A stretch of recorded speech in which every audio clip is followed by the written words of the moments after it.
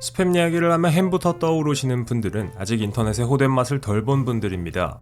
오늘 이야기할 스팸은 여러분의 메일함으로 끝도 없이 밀려 들어오는 쓰레기 같은 광고 메일들 혹은 메시지죠. 불특정 다수에게 무차별적으로 발송되는 이메일이나 문자 메시지는 오늘도 우리 같은 소시민들을 괴롭힙니다. 이쯤 되면 한 가지 의문이 드는데요.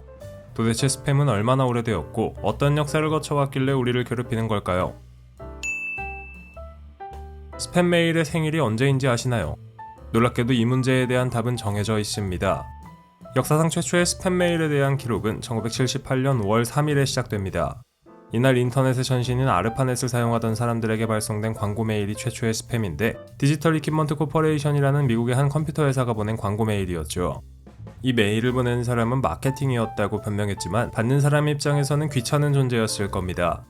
이후 아르파넷이 인터넷이 되고 사용자가 늘어나면서 이런 광고 메일들은 이제 일상이 되었습니다. 앞에서 오늘 할 이야기가 햄 이야기가 아니라고 말씀드렸지만 놀랍게도 햄 이야기를 할 수밖에 없습니다. 스팸이라는 용어는 영국의 코미디 프로그램인 몬티 파이튼의 비행 서커스에서 처음 등장했습니다. 이 프로그램에서 한 식당의 종업원이 계속 햄 브랜드인 스팸을 외치는데 여기에서 영감을 얻어 보고 싶지 않은 광고성 이메일을 스팸 메일이라고 부르기 시작했습니다. 이 장면이 궁금하다면 넷플릭스에 이 프로그램이 있으니 확인해보시면 되겠네요. 어쨌거나 우리가 즐겨 먹는 햄 덕분에 원치 않는 정보를 보내는 메일이나 메시지를 스팸이라고 하기 시작했습니다. 인터넷이 발달하면서 스팸은 더 많이 등장하기 시작합니다. 2001년 전체 이메일의 7%에 불과하던 스팸 메일은 3년 뒤인 2004년 약 72%까지 빠르게 증가했죠. 미국 의회도 상황을 깨닫고 관련 법을 제정했고 빌 게이츠는 2년 내에 스팸 메일을 없애버리겠다고 호언장담하기까지 했지만 결국 완전히 없애지는 못했습니다. 스팸 메일 혹은 스팸 메시지에 대한 명확한 기준이 있습니다. 우선 전송받는 대상이 원하지 않아야 하고 한 번에 하나씩이 아닌 대량으로 보내줘야 스팸이 됩니다. 둘 중에 하나라도 충족되지 않으면 스팸이 아니죠. 또한 이메일이나 문자 메시지만 스팸이 아니라 블로그나 전화, SNS와 검색 엔진을 도배하는 것도 모두 스팸으로 간주합니다. 두 가지 기준을 충족하는 게 그렇게 어려운 일은 아닌 것 같네요. 세계에서 스팸 메일과 스팸 메시지를 가장 많이 보내는 나라는 의외로 미국입니다. 처벌은 무겁지만 실제로 처벌이 이루어지는 경우가 드물어서 보내는 사람이 많은 것 같네요. 의외로 1위를 할 것 같았던 중국은 2위이며 그 다음을 러시아와 우크라이나, 일본이 잇고 있습니다. 한국에서도 스팸 메일이나 메시지는 쉽게 받을 수 있습니다. 도대체 불법 스팸은 우리를 왜 이렇게 괴롭히는 걸까요? 정답은 처벌 수위는 낮은데 스팸으로 보는 이득은 크기 때문입니다. 한국만 해도 무작위로 광고성 문자를 보내 떼돈을 벌어들여도 과태료만 내면 될 만큼 처벌이 심하지 않습니다. 스팸은 이메일이나 문자로 불특정 다수에게 한 번에 홍보를 할 수 있는 획기적인 마케팅 방식이며 피싱이나 스미싱의 주요 수단으로 활용되기도 하니 보내는 입장에선 이만한 방법이 없죠. 아무리 좋은 마케팅이더라도 원치 않는데 계속 보내면 보낸 이메일을 모두 프린트해 그 사람의 입에 넣어주고 싶은 심정입니다.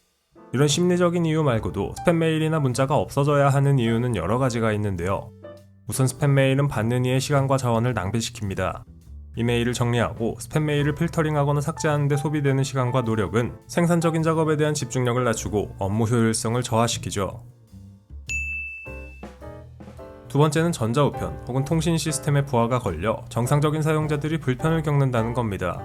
앞에서 언급했다시피 스팸 메일이나 문자는 대량으로 발송됩니다. 한 번에 많은 걸 보내려 하면 버벅이게 되는 건 당연한 일이죠. 이로 인해 이메일 서버의 성능 저하가 발생할 수 있고 정상적으로 이메일을 사용하는 사람들도 불편을 겪습니다. 세 번째 이유는 스팸 메일이 광고 메시지뿐만 아니라 다른 안 좋은 것도 많이 담고 있다는 점입니다. 남미로 금을 찾아 떠난 코르테즈와 스페인 정복자들은 유럽에서 천연두를 옮겨와 남미 원주민들을 몰살시키다시피 했는데 스팸 메일이 달고 오는 것은 치명적인 천연두와 별반 다를 바가 없습니다. 바로 악성 코드죠. 일부 스팸 메일은 악성 코드나 악성 링크가 첨부되어 있기도 한데요. 이를 클릭하거나 다운로드하면 컴퓨터 시스템에 악성 소프트웨어가 침입하여 개인정보 유출, 시스템 장애, 데이터 손실 등의 문제를 초래할 수 있죠.